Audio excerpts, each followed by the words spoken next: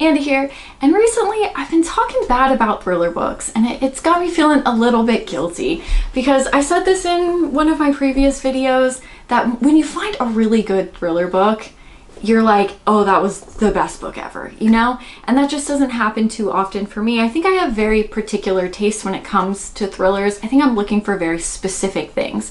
So although I may not enjoy them all, the ones that I do enjoy, I really love. And I recently read a thriller book that I really, really loved. And so I wanted to share that with you and recommend it to all of you because I really, really enjoyed this book, and we'll, go into it. But then I think after that, I'll list one or two other books that kind of helped me regain my love for the genre of thriller. But let's begin with this book because I just read this one. This is Lisa Jewell's None of This Is True. Now, I have never heard of this author before, which just shows how uncultured I am in the thriller department. But it says on the back here that her novels have sold more than 10 million copies. 10 million copies. And and this is my first time even hearing about it, So I think it just goes to show that the thriller market is just so oversaturated. And so I think that's also another reason why there are so many books that are disappointing, because there's just so much out there. But anyways, I read this one. Oh, I have so much to say. So first, let me show you the inside because it's beautiful. Look at this gray and white. Oh, I'm gonna sneeze. It's gray and white. It's absolutely beautiful. I just love that hardcover, and I know some of you guys enjoy looking at hardcovers too. But anyways, this one was just released. I actually would look it up for you, but I no longer have my phone. It is broken, so I can't tell you when it was released, but I'm pretty sure it was sometime this year. I picked it up because it was recommended to me on Audible through the other books that I had listened to on there. It had high ratings.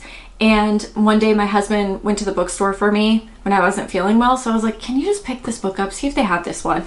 And he did. And honestly, I avoided it for a while because the intro, it sounded fine, but it didn't sound like anything too crazy. And so I avoided it for a little while, and I'm so glad that I picked it up because I loved this book. Now, I think I like a slow burn thriller more than anything. So if that's not your style, you may not love this one. It's not like someone's getting kicked off, like, every other page and you have to figure out who done it. It's not really like that.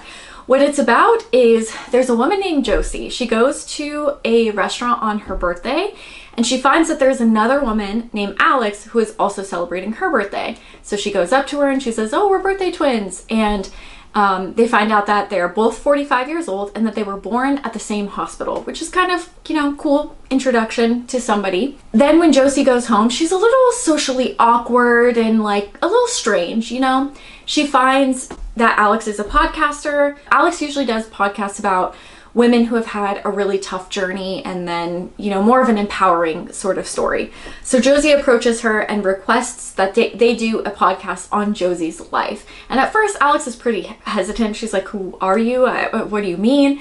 But then when Josie starts explaining her life to her and Alex starts getting a little bit more involved in her life and introduced to people in her life, she starts becoming very intrigued with Josie's story. So she ends up accepting. So that's kind of the basis of the story. And that's really all the front tells you. Let me just make sure that, okay, yeah, it's the first page, so I'm not giving anything away.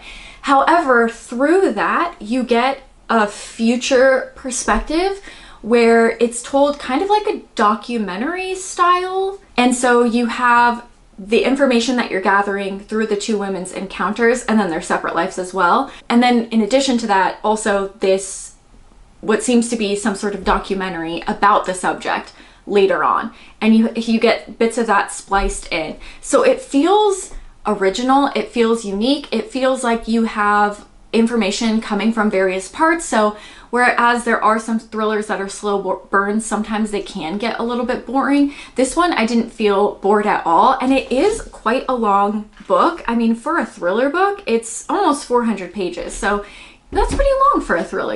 I say usually thrillers are around like 200-300. And if they are longer than that, sometimes it does feel like they drag on a bit.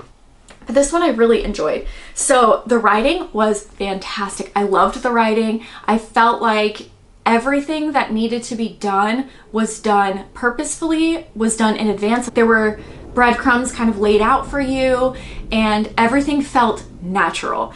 It's one of my biggest pet peeves in thriller books when these two characters have to be over here for a scene and they're just thrown there and it just feels weird and you're like, it's just not that well written. This one I felt was extremely, extremely well written. I absolutely loved the story because of that. She didn't have to use a bunch of similes to try to, you know, grab your attention. She didn't have to use super flowery language. Like, it's just written really well. And so I think on that basis, I'm gonna recommend it to everyone just for that. But, you know, also know that it's a story about two women, and I could also be connecting to it because of that. And also because I told you Josie is kind of like strange and a little socially awkward, and she kind of inserts herself into Alex's life at first, and it feels a little weird. And it just reminds me, there was this girl that I knew. I'm gonna go on a little tangent right here. There was this girl that I knew in college. We had worked together first, and then she ended up being in one of my math classes, which I found out later on that she had taken my transcripts and read them and then changed her class to be in my class. Anyways, we were together for a group project because she was the only person I knew in the class.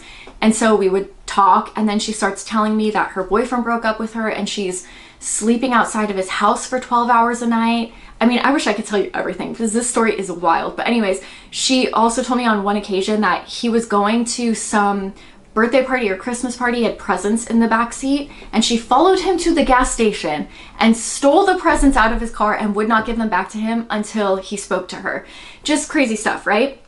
So we had to get together for a group project. I kept suggesting we meet after class. She wasn't working, she had gotten fired, and so she didn't have any other engagements, and she would just always make up things, and she would just say, it'd be better if we did it at your house. Just tell me where you live. I can meet you anytime. Just where's your address? What's your address? Where do you live?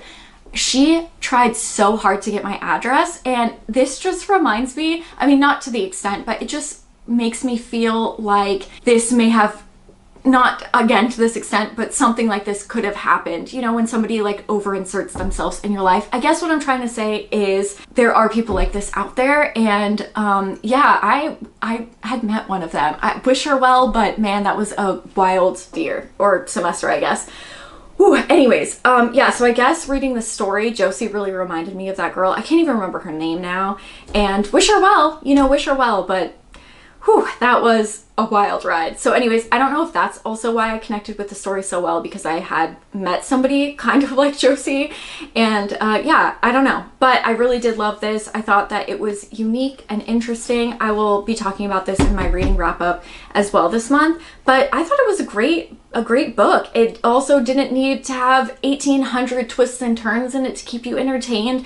Like, you kind of knew what was going on throughout the story. Well, you know what, there weren't any like moments, but there were just, you just were dragged along for this woman's story, and it was really interesting. So yeah, I mean, 10 out of 10, highly recommend this one. I loved that book.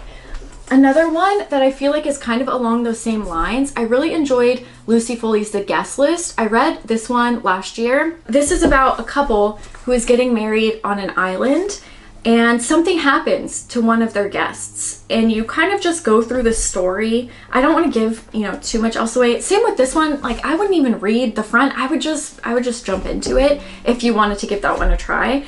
But same with this one, the back, her backs are very like elusive, you know. It just says that the bride, the plus one, the best man, the wedding planner, the bridesmaid, all have a secret, all have a motive, but only one is a murderer. Okay, so I guess it tells you that there's a murder that takes place. And so yeah, it's just another slow burn, really heavy on the character development in this book, and you just get to see all of these people's perspectives, and you know, there may be people that are like kind of acting strange or acting out, and you're just kind of there for the ride, and then somebody gets murdered and you don't know who did it. And yeah, I just feel like it's unpredictable. It was really entertaining. I do like a lot of character development in my books, and I'm starting to learn that I'm really into these slow burn thrillers where there don't have to be a million twists and turns to keep me engaged. It's just the good writing that I'm here for. And so yeah, I really enjoyed these.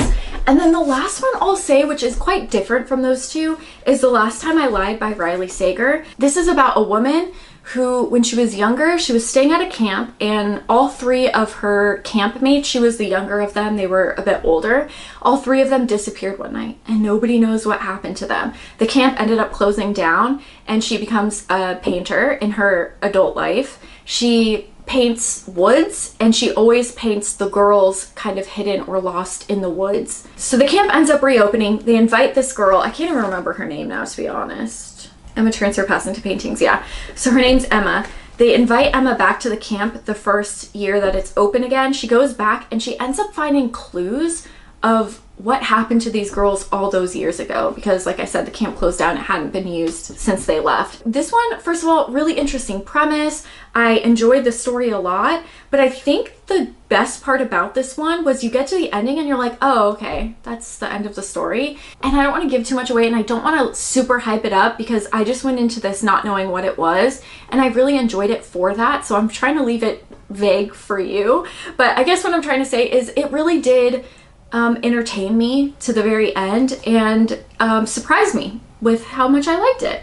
And this is my favorite Riley Sager thus far. I've read quite a few of his books, and I really enjoyed this one. I liked the character of Emma. I liked the, you know, young girl who's trying to make friends with the older cool girls who doesn't quite fit in. And I do like his characters, his female leads. I do tend to relate to them on some level, and this book was no different. I did really enjoy this one. So yeah, this is another one that maybe, I guess it is more of a slow burn like those two, in the sense that, you know, someone's not getting knocked off every page. It's just more of a mystery, and you go along with the ride to try to figure out what happened to these young girls. I was pleasantly surprised with this one, but again, it's one of those where I don't want to hype it up too much. But those are just more of the recent thrillers that surprised me. I think eventually I will do a video on my favorite thriller books of all time. These will definitely be included in that. That'll be more of a longer video. But yeah, just a short, sweet, to the point video this week, I guess. Mainly, I just wanted to talk to you about this guy. I was going to post it on Instagram, but like I said, I broke my phone, and I can't do that until I go get a new phone. So I thought I would make a video instead about how much I loved this one. Oh my gosh, and look at that! Lucy Foley, the author of this book, left a quote on this book. So that is funny. Anyways, yeah, fantastic books, all three of these. Please, please, please, please, please feel free to leave your favorite thrillers down below. Books that surprised you, books that didn't let you down the way that maybe some other thrillers might have. I don't know if you guys are like me and feel disappointed in thrillers, or if you actually really enjoy them, but I have been reading more of them recently, and I'm trying, you know, I'm doing what I can to find the ones that I enjoy. But it's, you know, it's like finding a needle in a haystack. There's just so many out there. And so yeah, you gotta kind of read through a bunch of books that are okay to get to one or two that you really, really love. And I think I'm just very specific when it comes to what I enjoy in thrillers, but I think these three all hit the mark on that. But anyways, let me know if you guys want a full video on all of the thrillers that I loved. Thank you so much for watching, and I will see you soon with another horror or thriller type video. Bye guys. I got nightmares in my head, I fear that the thoughts build up until I can't hear, that my mind fills up into a creature, and it haunts me somewhere much deeper.